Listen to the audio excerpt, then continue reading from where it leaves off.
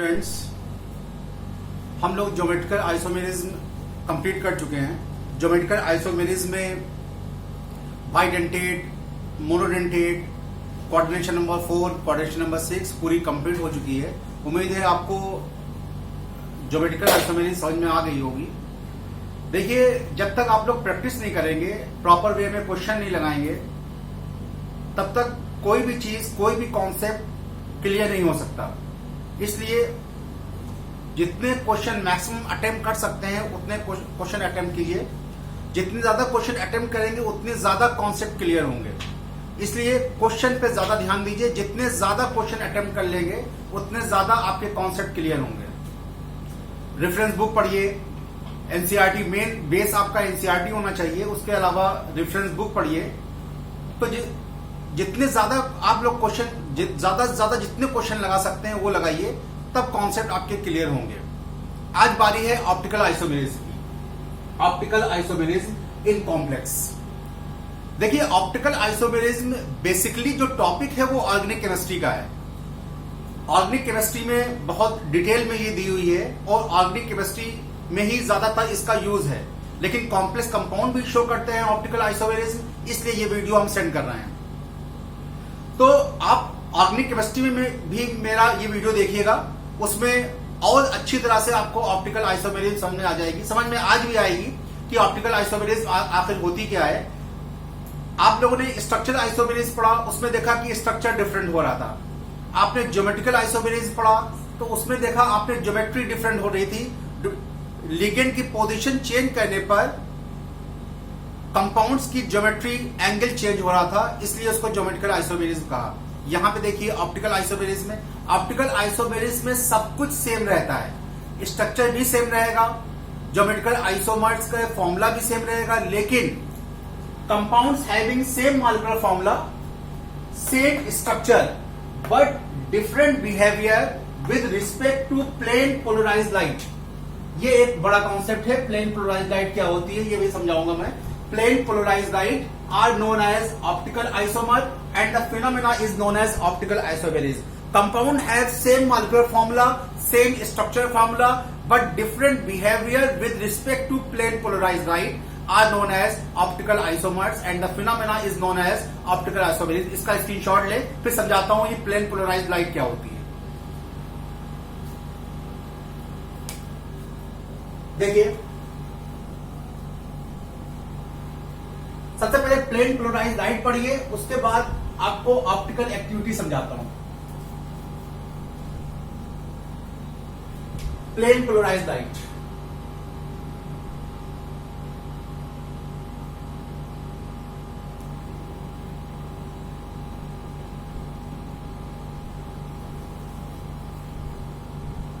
PPL, इसे हिंदी में कहते हैं समतल ध्रुवित प्रकाश। समतल ध्रुवित प्रकाश हिंदी में कहते हैं, इंग्लिश में प्लेन पोलराइज्ड लाइट। ये क्या होती है? देखिए, जो ऑर्डिनरी लाइट होती है, कोई भी लाइट सोर्स, चाहे वो बल्ब सोर्स हो, चाहे वो सन का सोर्स हो, कोई भी ऑर्डिनरी लाइट में जो इलेक्ट्रोमैग्नेटिक लाइट क्या है? इलेक्ट्रोमैग्नेटिक वेव्स है। और इलेक्ट्रोमैग्नेटिक वेव्स है जो होती है, उसमें पार्टिकल जो होते हैं वो हर डायरेक्शन में वाइब्रेट करते हैं। ऑर्डिनरी सोर्स से जो लाइट मिलती है उसमें पार्टिकल जो होते हैं वो हर डायरेक्शन में वाइब्रेट करते हैं। इस तरह से वाइब्रेट करते हैं हर डायरेक्शन। अगर मान लीजिए कि ये कोई लाइट सोर्स है, ये कोई लाइट सोर्स है, ये लाइट सोर्स है, ये लाइट सोर्स से आपकी तरफ लाइट आ रही है। ये कोई लाइट सोर्स है, ये पॉइंट जो दिख रहा है ये आपको लाइट सोर्स है।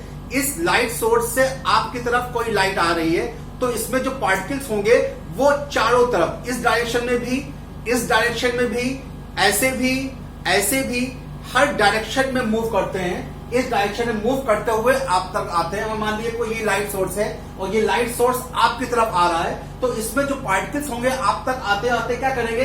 ये हर डायरेक्शन में मूव करेंगे। ये ऑर्डिनरी लाइट है। कोई भी ऑर्डिनरी लाइट है, इलेक्ट्रोमैग्नेटिक वेव्स होती हैं, वो हर तरफ इस ऐसे हर तरफ से ये क्या करेगी? वाइब्रेट करती है। हर तरफ इसमें पार्टिकल जो होते हैं वो हर डायरेक्शन में वाइब्रेट करते हैं। तो ये ऑर्डिनरी सोर्स है।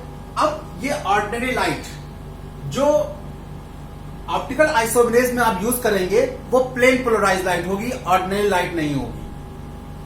अब ये प्लेन पोलराइज लाइट आपको मिलेगी कैसे?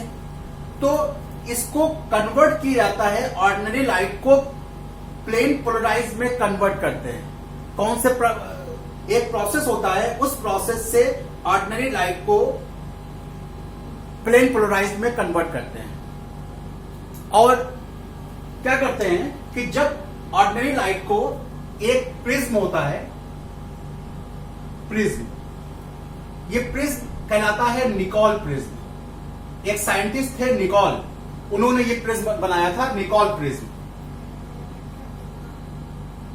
निकोल प्रिज्म जब ऑर्डिनरी लाइट को निकोल प्रिज्म से पास करते हैं, जब ऑर्डिनरी लाइट को निकोल प्रिज्म से पास करते हैं, तो ये निकोल प्रिज्म का काम होता है कि ये सारे वाइब्रेशन को कैंसिल कर देता है। जो हर डायरेक्शन में वाइब्रेशन हो रहा है, उस वाइब्रेशन को कैंसिल कर देता है सिर्फ एक डायरेक्शन में। हर वाइब्रेशन, हर डायरेक्शन के वाइब्रेशन को ये कैंसिल कर देता है एक्सेप्ट वन डायरेक्शन।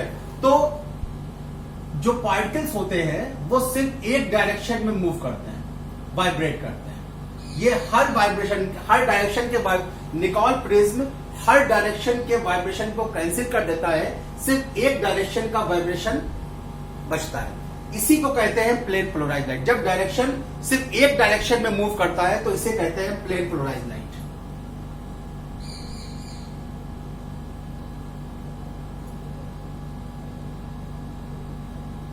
इसे कहते हैं प्लेन पोलराइज लाइट, पीपीएल। यहीं से हम ऑप्टिकल एक्टिविटी निकालते हैं। लैब में इसी तरह टेस्ट होता है। ऑप्टिकल एक्टिविटी का टेस्ट इसी तरह होता है कि पहले ऑर्डिनरी लाइट को कन्वर्ट करते हैं प्लेन पोलराइज में, फिर प्लेन पोलराइज से टेस्ट किया जाता है कि कौन सा आपका कंपाउंड ऑप्टिकल एक्टिव है और कौन सा कंपाउंड ऑप्टिकली इनएक्टिव है। ये एक्सपेरिमेंट टोटल बेस, ये लैब एक्सपेरिमेंट पे बेस है, ये लैब में ही कर सकते हैं। निकोल प्रिज्म जो है, एक साइंटिस्ट ने निकोल प्रिज्म बनाया था, जिनका नाम ही निकोल पे ही इसका नाम निकोल प्रिज्म दिया गया। जब ऑर्डिनरी लाइट को इस निकोल प्रिज्म से पास करते हैं, इसमें कनाडा बाल्सम एक केमिकल होता है, इसको भरते हैं। ये डिफरेंट कंस्ट्रक्शन है, ये मेनली फिजिक्स का टॉपिक है। पोलराइजेशन एक फिजिक्स में अलग चैप्टर है, उसी से ये जो निकोल प्रिज्म है इसे पोलराइजर भी कहते हैं। इसमें जब ऑर्डिनरी लाइट को पास करते हैं तो ये किसमें कन्वर्ट हो जाता है? प्लेन पोलराइज में कन्वर्ट हो जाता है। अब ये प्लेन पोलराइज का क्या रोल है देखिए। सबसे पहले आपने ऑर्डिनरी लाइट से प्लेन पोलराइज में बदल लिया, प्लेन पोलराइज लाइट को बदल लिया। प्लेन पोलराइज लाइट का यूज किसमें करते हैं हम? ऑप्टिकल एक्टिविटी को चेक करने के लिए। ऑप्टिकल एक्टिविटी को चेक किससे किया जाता है? प्लेन पोलराइज लाइट से। प्लेन पोलराइज लाइट आपको कहां से मिलती है? जब ऑर्डिनरी लाइट को निकोल प्रिज्म से पास करते हैं तब प्लेन पोलराइज लाइट मिलती है। अब इसको ऑप्टिकल एक्टिविटी कैसे चेक करते हैं? ऑप्टिकल एक्टिविटी कैसे चेक की जाती है? अब हेडिंग देंगे ऑप्टिकल एक्टिविटी।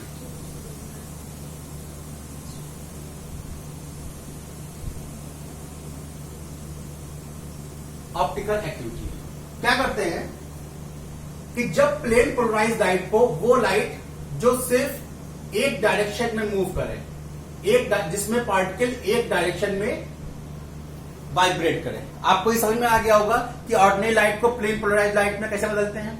उसके बाद जब ऑर्डिनरी लाइट को, ये ऑर्डिनरी लाइट है जिसमें पार्टिकल एक ही डायरेक्शन में वाइब्रेट कर रहे हैं। ऑर्डिनरी लाइट को जब आप चेक करेंगे लैब में तो क्या करेंगे?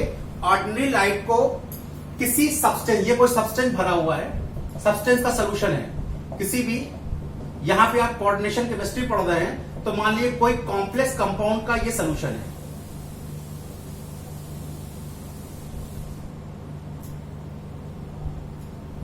कॉम्प्लेक्स कंपाउंड का कोई सोल्यूशन है। अब इसमें से, इस सोल्यूशन से आपने ऑर्डिनरी लाइट को पास किया। जब किसी की ऑप्टिकल एक्टिविटी चेक करते हैं तो क्या करते हैं कि ऑर्डिनरी लाइट कहां से मिली थी हमको? जब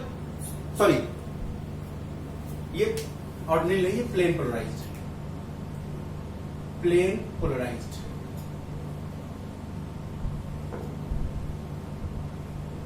ये प्लेन पोलराइज्ड लाइट कहां से मिली थी हमको? जब ऑर्डिनरी लाइट को हमने निकॉल प्रिंस से निकाला तो हमको प्लेन पोलराइज्ड लाइट मिल गई। अब प्लेन पोलराइज्ड लाइट से हम ऑप्टिकल एक्टिविटी चेक कर रहे हैं। ऑप्टिकल एक्टिविटी चेक करने के लिए हमने किसी ट्यूब में, किसी चीज में, अभी मैं बताऊंगा कौन सी चीज ली जाती है कि जिसमें ये सब्सटेंस भरा जाता है। जिसकी ऑप्टिकल एक्टिविटी चेक करनी होती है उसको एक चीज में भरा जाता है। हम बता दे रहे हैं, इसे कहते हैं पोलरीमीटर।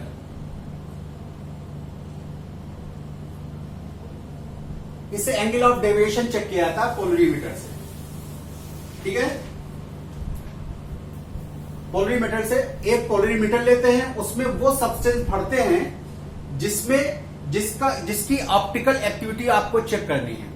अब प्लेन पोलराइज्ड लाइट को इससे पास करते हैं तो 3 रिजल्ट मिलते हैं। 3 रिजल्ट मिलेंगे। जिस सब्सटेंस की ऑप्टिकल एक्टिविटी चेक करनी है उसको पोलरीमीटर के अंदर रखते हैं और उसमें से प्लेन पोलराइज्ड लाइट को पास करते हैं। जब प्लेन पोलराइज्ड लाइट को पोलरीमीटर से पास करते हैं और पोलरीमीटर के अंदर वो सब्सटेंस होता है जिसकी ऑप्टिकल एक्टिविटी चेक करनी है, तो 3 रिजल्ट हमको मिलते हैं। या तो ये प्लेन पोलराइज्ड लाइट को राइट हैंड साइड में घुमाता है,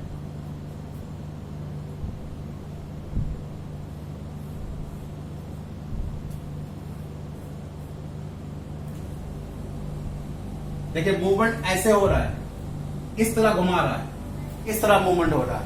या तो लेफ्ट हैंड साइड घुमाता है,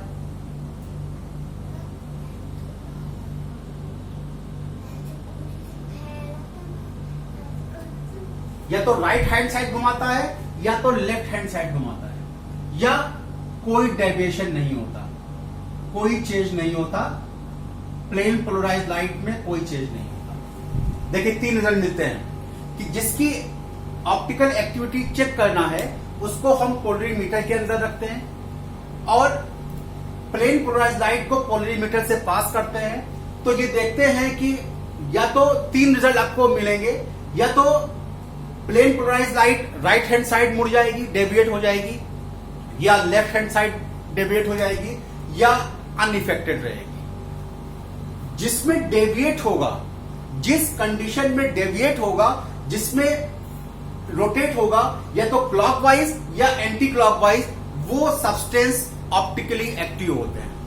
जो प्लेन पोलराइज्ड लाइट को किसी एंगल पे डेविएट कर देते हैं, मोड़ देते हैं, वो ऑप्टिकली एक्टिव होते हैं। और वो सब्सटेंस जिसमें प्लेन पोलराइज्ड लाइट अनइफेक्टेड रहती है वो ऑप्टिकली इनएक्टिव होते हैं। ये अनइफेक्टेड है, प्लेन पोलराइज्ड लाइट अनइफेक्टेड है, वो ऑप्टिकली इनएक्टिव होते हैं। ऑप्टिकली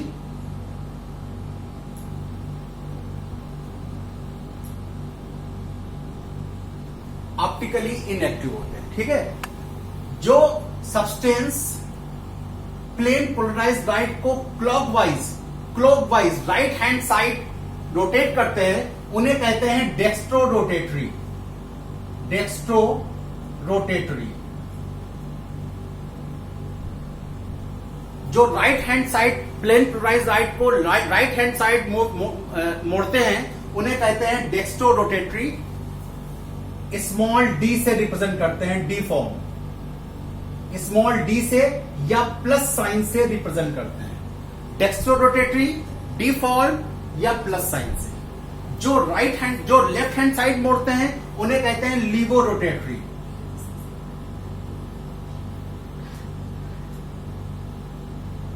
उन्हें कहते हैं लिबोरेटरी। जो सब्सटेंस प्लेन पोलराइज्ड लाइट को राइट हैंड साइड की तरफ डेविएट करते हैं उन्हें कहते हैं डेक्स्ट्रो रोटेटरी, डी फॉर्म या प्लस साइन से रिप्रेजेंट करते हैं। जो प्लेन पोलराइज्ड लाइट को लेफ्ट हैंड साइड पे मोड़ते हैं, एंटी क्लॉकवाइज मोड़ते हैं, उन्हें लिबो रोटेटरी, एल फॉर्म या माइनस से रिप्रेजेंट करता है। ठीक है, बात समझ में आ गई।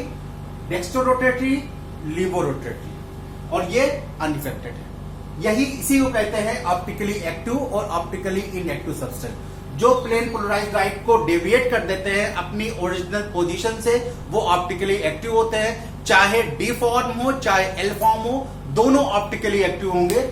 जो जिन सब्सटेंस में प्लेन पोलराइज्ड लाइट अनइफेक्टेड रहती है वो ऑप्टिकली इनएक्टिव होते हैं। यहां से हम ऑप्टिकली एक्टिविटी और ऑप्टिकली अनएक्टिविटी चेक करते हैं।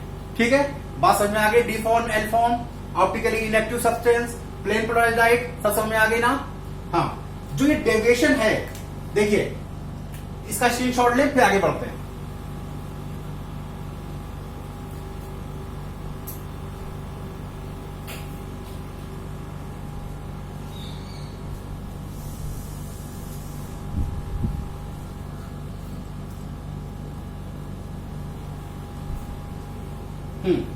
देखिए, तो डेक्स्ट्रो रोटेटिंग सब्सटेंस थे जो ऑप्टिकली एक्टिव सब्सटेंस क्लॉकवाइज मोड़ रहे थे।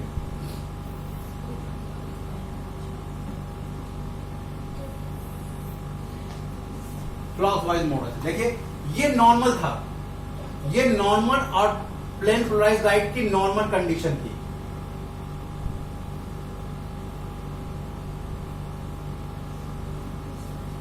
ये नॉर्मल थी प्लेन पोलराइज्ड लाइट। अब नॉर्मल से कितना चेंज हो गई, ये देखिए नॉर्मल से, ये नॉर्मल था। प्लेन पोलराइज्ड लाइट की नॉर्मल कंडीशन क्या होती है, नॉर्मल डायरेक्शन क्या होती है, ये प्लेन पोलराइज्ड लाइट होती है इस तरह से, एक ही डायरेक्शन में। और अब प्लेन पोलराइज्ड लाइट क्या हो गई, नॉर्मल से चेंज हो गई। कितनी चेंज हुई, ये थीटा होता है, ये थीटा होता है एंगल ऑफ डेविएशन। ठीक है, इसके निकालने का फॉर्मूला ये ऑर्गेनिक में बताएंगे आपको। ये थीटा होता है, ये नॉर्मल से चेंज होगी। इसी थीटा को कैलकुलेट करते हैं कहां से, पोलरीमीटर से। पोलरीमीटर से इसी थीटा को कैलकुलेट किया जाता है। ठीक है, चाहे लेफ्ट हो, चाहे अगर लीवो रोटेटरी होगा तो इस डायरेक्शन में मूव करेगा, लीवो रोटेटरी, ये नॉर्मल, ये थीटा। इसी थीटा को कहां से निकालते हैं, पोलरीमीटर से इसको कैलकुलेट किया जाता है। एंगल ऑफ डेविएशन कहां से निकाला जाता है, पोलरीमीटर से कैलकुलेट किया जाता है। तो ऑप्टिकली एक्टिव सब्सटेंस समझ गए, वो सब्सटेंस जो प्लेन पोलराइज्ड लाइट को या तो लेफ्ट हैंड साइड मोड़े या राइट हैंड साइड मोड़े। अगर राइट हैंड साइड मोड़ेंगे तो उन्हें कहेंगे डेक्स्ट्रो रोटेटरी, डी फॉर्म या प्लस। अगर लेफ्ट साइड मोड़ेंगे तो उसे कहेंगे लीवो रोटेटरी, एल फॉर्म और माइनस फॉर्म। ठीक है, ये इतनी चीज हो गई ऑप्टिकल एक्टिविटी और ऑप्टिकली नॉन एक्टिविटी की। अब देखिए, ये पूरी एक्सपेरिमेंटल चीजें हैं, ये जितनी भी चीजें हैं ये एक्सपेरिमेंटल चीजें, यानी कि इनको आप लैब में निकाल सकते हो। लेकिन अगर एग्जाम में आ जाए या आपको फौरन निकालना हो तो कैसे निकालेंगे, ये तो एक्सपेरिमेंटल चीज है। एक्सपेरिमेंट करके आप निकाल सकते हो कि कौन ऑप्टिकली एक्टिव। जितनी चीजें अभी बताई मैंने, इसको प्लेन पोलराइज्ड लाइट बनाना, फिर प्लेन पोलराइज्ड लाइट को पोलरीमीटर से निकालना, पोलरीमीटर में ऐसा सब्सटेंस भरा हो जिसकी ऑप्टिकल एक्टिविटी आपको चेक करनी है, ये सब लैब की एक्सपेरिमेंट की चीज है। लेकिन अगर आपको घर पर बैठ के निकालना है कौन सब्सटेंस ऑप्टिकली एक्टिव है तो कौन सा सब्सटेंस ऑप्टिकली नॉन एक्टिव है, वो कैसे निकालेंगे, तो उसके लिए कुछ कॉन्सेप्ट हैं, वो कॉन्सेप्ट मैं पढ़ाने जा रहा हूं। पहले वो कॉन्सेप्ट लिख लीजिए, डिटेल में ऑर्गेनिक केमिस्ट्री की वीडियो में देखिएगा। लेकिन अभी कुछ 2-3 पॉइंट हैं जिससे आप ऑप्टिकली एक्टिविटी निकाल सकते हो। वो क्या है, तो हेडिंग देंगे condition for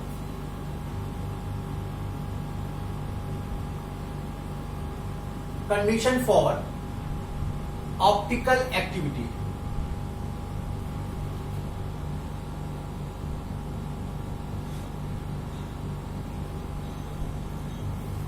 condition for optical activity. देखिए, दो बेसिक कंडीशन हैं। वो दो से बेसिक कंडीशन क्या है, number first condition, molecule substance, molecule लिख लीजिए, the molecule should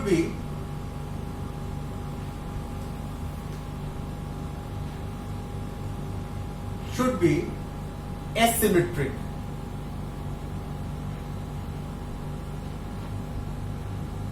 molecule should be asymmetric. ये एसिमेट्रिक क्या है, ब्रैकेट में लिखिएगा, अभी समझाता हूं।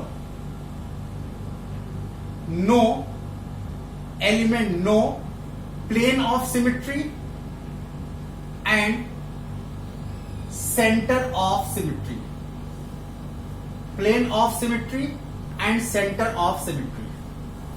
इसमें प्लेन ऑफ सिमेट्री नहीं होना चाहिए और सेंटर ऑफ सिमेट्री ना होना चाहिए। देखिए प्लेन ऑफ सिमेट्री और सेंटर ऑफ सिमेट्री क्या होगी कि अगर किसी भी तरह से प्लेन ऑफ सिमेट्री, पहले प्लेन ऑफ सिमेट्री और सेंटर ऑफ सिमेट्री समझ लीजिए, किसी भी तरह से आप मॉलिक्यूल के इक्वल बराबर दो पार्ट ना काट सकें, किसी भी तरह से आप मॉलिक्यूल के दो इक्वल पार्ट में मॉलिक्यूल को डिवाइड ना कर सके, तो अभी सिंपल लैंग्वेज में समझ लीजिए कि प्लेन ऑफ सिमेट्री क्या होती है, एलिमेंट ऑफ सिमेट्री क्या होती है, एसिमेट्रिक क्या होता है कि मॉलिक्यूल को आप इक्वल पार्ट में डिवाइड ना कर सको। जैसे ये इंग्लिश का वर्ड है ए, इसको आप इक्वल पार्ट में डिवाइड कर सकते हो, बिल्कुल कर सकते हो इक्वल पार्ट में। तो ये क्या होगा, ये मॉलिक्यूल क्या होगा, सिमेट्रिक होगा, ये मॉलिक्यूल सिमेट्रिक होगा। ओ को इक्वल पार्ट में डिवाइड कर आराम से कर सकते हो, इधर से भी कर सकते हो आप और इधर से भी कर सकते हो, ये भी क्या होगा, सिमेट्रिक होगा। ठीक है। जी, आप जी को इक्वल पार्ट में डिवाइड कर सकते हो कि कहीं से भी इक्वल पार्ट में डिवाइड कर सकते हो, नहीं कर सकते हो, ये मॉलिक्यूल क्या होगा, ये मॉलिक्यूल एसिमेट्रिक होगा, ये मॉलिक्यूल क्या होगा, एसिमेट्रिक होगा। ठीक है। ये टी है, टी, इसको आप इक्वल पार्ट में डिवाइड कर सकते हो, इसको इक्वल पार्ट में डिवाइड कर सकते हो, आप नहीं कर सकते, तो ये भी क्या होगा, एसिमेट्रिक मॉलिक्यूल होगा। ठीक है। इसी तरह से मॉलिक्यूल को, जैसे आपका ह्यूमन हैंड है, ये इस ह्यूमन हैंड का एग्जाम्पल हर बुक में दिया हुआ है। ह्यूमन हैंड को आप दो इक्वल पार्ट में डिवाइड कर सकते हो, नहीं कर सकते आप इक्वल पार्ट में डिवाइड, ह्यूमन हैंड को आप इक्वल पार्ट में डिवाइड नहीं कर सकते हो। आप अपने फेस को इक्वल पार्ट में डिवाइड कर सकते हो, फेस को इक्वल पार्ट में डिवाइड कर सकते हो, तो आपका फेस क्या होगा, आपका फेस सिमेट्रिक होगा। और जो आपका हाथ होगा, कोई भी हाथ, दायां या बायां कोई भी हाथ, वो एसिमेट्रिक होगा, उसको इक्वल पार्ट में आप डिवाइड नहीं कर सकते हो। तो मॉलिक्यूल एसिमेट्रिक होना चाहिए, मॉलिक्यूल को आप दो पार्ट में डिवाइड नहीं करना चाहिए, उसी को कहते हैं प्लेन ऑफ सिमेट्री या सेंटर ऑफ सिमेट्री।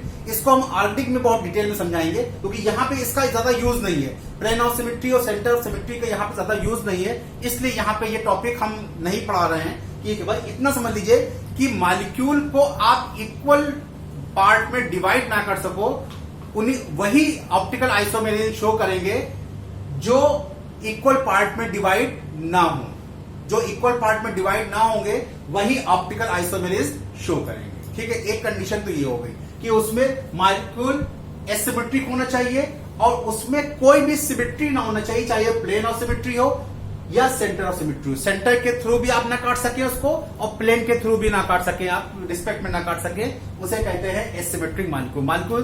तो ऑप्टिकल आइसोमेरिज्म की फर्स्ट कंडीशन क्या है, मॉलिक्यूल एसिमेट्रिक होना चाहिए, मतलब उसमें कोई भी सिमेट्री ना हो, मॉलिक्यूल को आप इक्वल पार्ट में डिवाइड ना कर सके। अगर मॉलिक्यूल इक्वल पार्ट में डिवाइड होगा तो ऑप्टिकल आइसोमेरिज्म शो नहीं करेगा, पहली condition.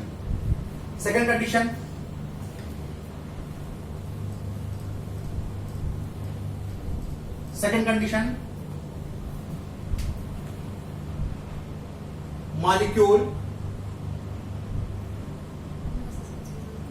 molecule should not be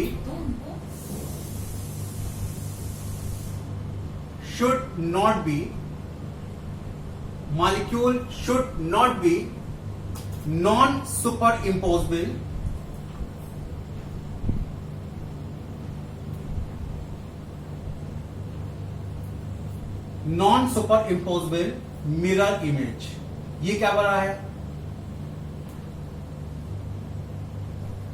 on its non-superimposable mirror image।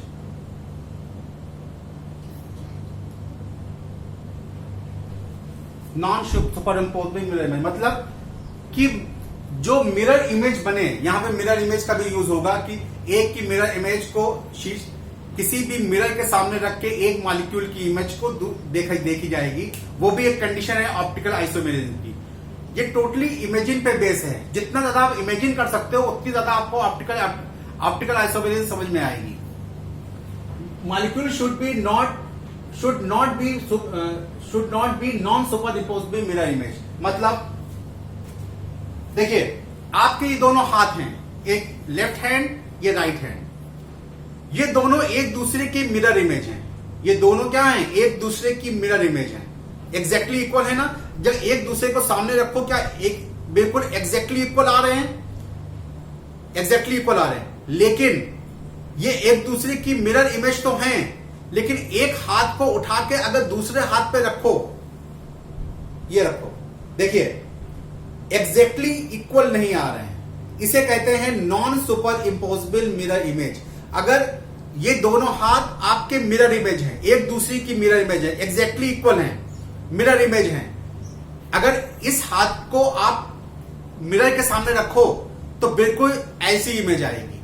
अगर इस हाथ को आप मिरर के सामने, इस हाथ को अगर आप मिरर के सामने रखें तो बिल्कुल ऐसी इमेज आएगी। तो एक दूसरे के मिरर इमेज तो हैं, लेकिन इस हाथ को अगर आप ये कहें कि इस हाथ को उठाकर हम इस पे रखें तो एग्जैक्टली ये छुप नहीं सकता। Mirror image non super impose भी मिरर इमेज क्या होगी कि ये छुप जाए इस तरह से, मतलब कि दूसरी चीज दिखाई ना दे। और नॉन सुपर इम्पोज भी मिरर इमेज क्या होगी कि छुप ना पाए। देखिए, इस हाथ को इस हाथ पे एग्जैक्टली सेम नहीं आ रहा है, ठीक है, तो इसे कहेंगे। अब जैसे ये O है, ये O है, इमेजिन करो, और अगर इसके सामने मिरर रख दें तो इसकी मिरर इमेज कैसी आएगी? ऐसी ही आएगी मिरर इमेज, ऐसी ही आएगी ना। और अब अगर हम चाहें कि इस O को उठाकर इस पे रखें तो एग्जैक्टली ये इस तरह से इसको छुपा लेगा, एग्जैक्टली छुपा लेगा, बिल्कुल छुपा लेगा, ठीक है, छुपा लेगा। इसे कहेंगे super impose by mirror image. ऐसी इमेज, मिरर इमेज जो एक दूसरे मिरर इमेज पे ओरिजिनल ऑब्जेक्ट अगर इसको जाके छुपा ले तो इसे कहेंगे super impose by mirror image. और अगर P बनाए आप, P बनाए, इसकी मिरर इमेज कैसे बनेगी? P की मिरर इमेज कैसे बनेगी? P की मिरर इमेज बनेगी इस तरह से। अब अगर आप चाहें इसको उठा के इस पे रखना चाहें, इस तरह से रखना चाहें कि ये छुप जाए, ऐसा हो पाएगा? नहीं हो पाएगा। जो इसका ये चोंच निकली है वो कहां पे आ जाएगी? इधर आ जाएगी, ये छुप नहीं पाएगा। तो इसे कहेंगे non super impose by mirror image. Optical activity के लिए ऐसी इमेज होनी चाहिए जो मिरर इमेज तो हो लेकिन एक चीज दूसरे को छुपा ना पाए। इसे कहेंगे non super impose by mirror image. मतलब दो कंडीशन ऑप्टिकल एक्टिविटी की। नंबर फर्स्ट, मॉलिक्यूल एसिमेट्रिक होना चाहिए, उसमें कोई भी सिमेट्री नहीं होनी चाहिए, इक्वल पार्ट में डिवाइड नहीं होना चाहिए। सिमेट्री मतलब इक्वल पार्ट में किसी भी तरह से इक्वल पार्ट में डिवाइड ना होने चाहिए, एक कंडीशन। दूसरी कंडीशन कि मिरर इमेज तो हो, ऑब्जेक्ट मिरर इमेज तो हो, लेकिन एक दूसरे के ऊपर पेस्ट ना हो पाए, एग्जैक्टली इक्वल पेस्ट ना हो पाए, ऐसा पेस्ट ना हो पाए ऑब्जेक्ट अपनी मिरर इमेज पर एग्जैक्टली इस तरह सा ना आए कि उसका इमेज छुप जाए। इसे कहेंगे non super imposable mirror image. दो कंडीशन ऑप्टिकल एक्टिविटी की, एक एसिमेट्रिक होना चाहिए, दूसरा जो मिरर इमेज है वो नॉन सुपर इम्पोजिबल होना चाहिए। ये कंडीशन हो गई। तो ऑप्टिकल एक्टिविटी की दो कंडीशन है, इसको स्क्रीनशॉट लें, फिर शुरू करते हैं ऑप्टिकल एक्टिविटी।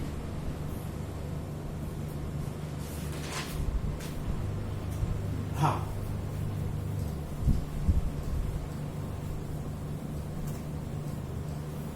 हेडिंग देंगे ऑप्टिकल आइसोमेरिज्म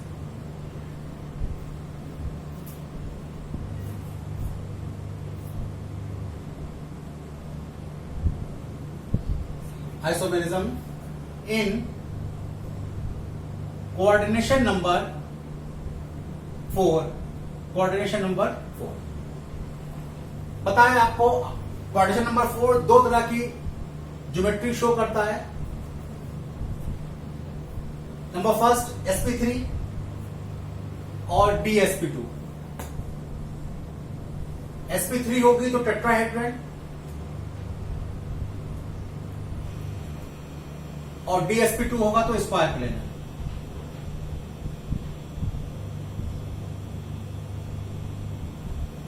स्क्वायर, ठीक है।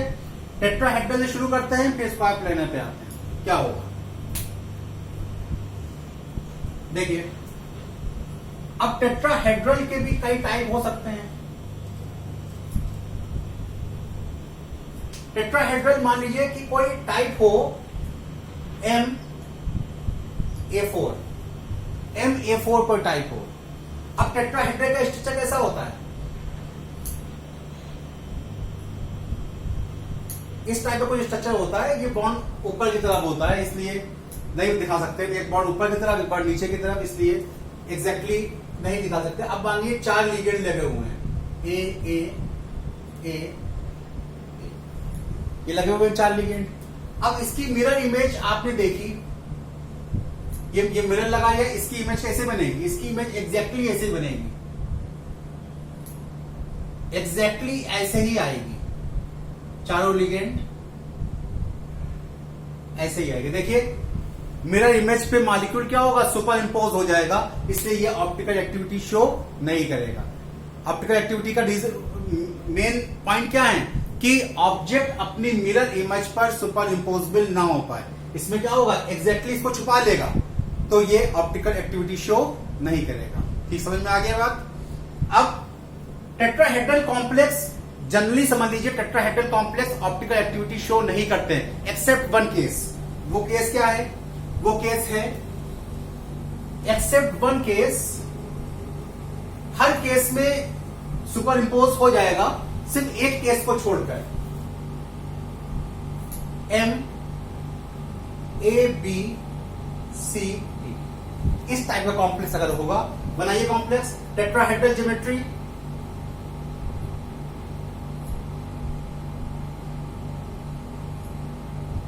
टेट्राहेड्रल ज्योमेट्री, ए यहां पे ले लिया, पी यहां ले लिया, सी यहां ले लिया, डी या ए बी सी डी यहां ले लिया। मिरर सामने रखा, इमेज बनानी आती है आप लोगों को। इमेज में ये होता है कि जो ऑब्जेक्ट का जो पार्ट मिरर के सामने है, इमेज का भी वही पार्ट मिरर के सामने होगा, क्योंकि प्लेन मिरर में object distance is equal to mirror distance होती है। जो दूर होगा वो उधर भी दूर होगा, जो पास होगा वो इधर ही पास होगा। ये तरीका है मिरर बनाने का। अब देखिए ए तो ऐसे ही रहेगा, ए तो ऐसे ही रहेगा, बी कहां जाएगा? बी चला जाएगा इधर, डी कहां आएगा? डी इसमें भी पास है, इसमें भी पास आएगा डी। और सी कहां आएगा? सी आएगा। ठीक है, अब देखिए इसको अगर उठा के इस पर रखना चाहें, क्या इमेजिन कीजिए, ये टोटली इमेजिनरी बेस है। अगर इसको उठा के इस पर रखना चाहे तो मिरर इमेज सुपर इम्पोज होगी? नहीं होगी। तो नॉन सुपर इम्पोजेबल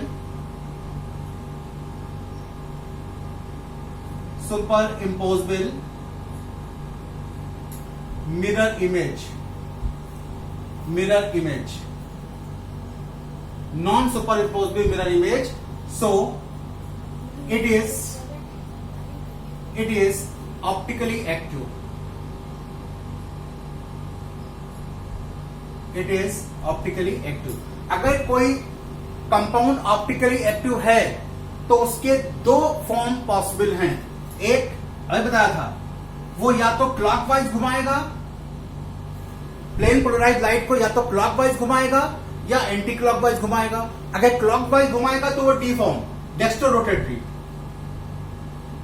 अगर एंटी क्लॉकवाइज घुमाएगा तो वो लीवो रोटेटरी एल फॉर्म। अगर कोई मॉलिक्यूल ऑप्टिकली एक्टिव है तो उसके 2 आइसोमर पॉसिबल है, डी फॉर्म और एल फॉर्म। और डी फॉर्म और एल फॉर्म को आप एग्जैक्टली नहीं बता सकते कि कौन डी फॉर्म है कोई एल फॉर्म है, आप ऐसे नहीं बता सकते। आप किसी को भी डी किसी को भी एल मान सकते हो, कोई जरूरी नहीं है कि डी, क्योंकि ये टोटली एक्सपेरिमेंटल है। आप लैब में जाके ही चेक कर सकते हो इसको, ऐसे नहीं बता सकते कि कौन सा डी फॉर्म है कौन सा एल फॉर्म है।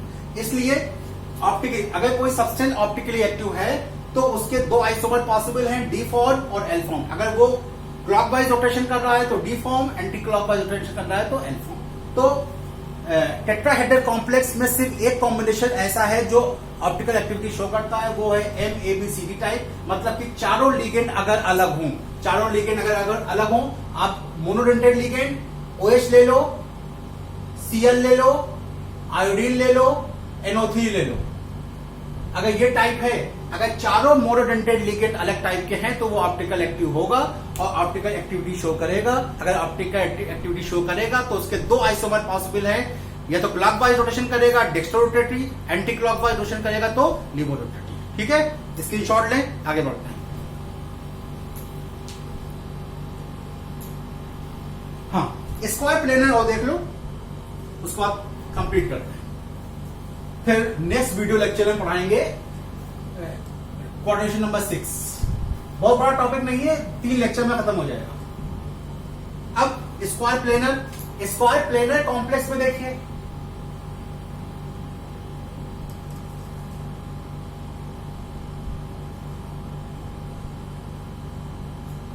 स्क्वायर प्लेनर का स्ट्रक्चर कैसा होता है? ये स्क्वायर प्लेनर होता है, ये 4 लिगेंड लगे होते हैं यहाँ पे। मान लीजिए यहाँ पे ए, ये चारों एक है, एक ए है, आपको खुद दिख रहा है कि ये इक्वल पार्ट में डिवाइड हो जाएगा ना। चलो अलग अलग कर लेते हैं, 2A कर लो, 2B कर लो, ऐसे डिवाइड हो जाएगा। ठीक है, हो जाएगा डिवाइड। या कोई प्लेन, इस तरह का कोई प्लेन है, मतलब कि इसको मान लो ये कोई मोटी चीज है, बाहर तक स्लैब है, ये बाहर तक आई है, ये स्लैब है, ये बाहर तक आई है, और इसको इस प्लेन से डिवाइड करने की कोशिश करो। ऐसे इसको इस तरह से काटो, इस तरह से इसको ऐसे काटो, ये स्लैब बाहर तक आया हुआ है, इस स्लैब को इस तरह काटो तो ये इक्वल पार्ट में डिवाइड कर ले। कोई केक मानो, केक पे ये चारों तरफ कोई फ्रूट रखा हुआ है, इस तरह से कोई फ्रूट रखा हुआ है। अब इसको काटना है इक्वल, तो क्या करें हम, केक को इस तरह से काटे, इस तरह से काटे तो ये क्या होगा, इक्वल पार्ट में डिवाइड हो जाएगा। तो स्क्वायर प्लेनर कॉम्प्लेक्स लिख लीजिए नोट्स में, square planar complex generally do not show, square planar complex generally do not show optical isomerism. Square planar complex generally do not show, square planar complex generally do not show optical isomerism due to element of symmetry, plane of symmetry. ये notes में डाल लीजिएगा। तो ये आज का lecture खत्म होता है। इस आज के लेक्चर में हमने आपको ऑप्टिकल एक्टिविटी बता दिया, प्लेन पोलराइज्ड लाइट बता दिया और optical isomerism in coordination number 4 बता दिया। नेक्स्ट वीडियो लेक्चर में मैं बताऊंगा optical isomerism in coordination number 6। Thank you so much.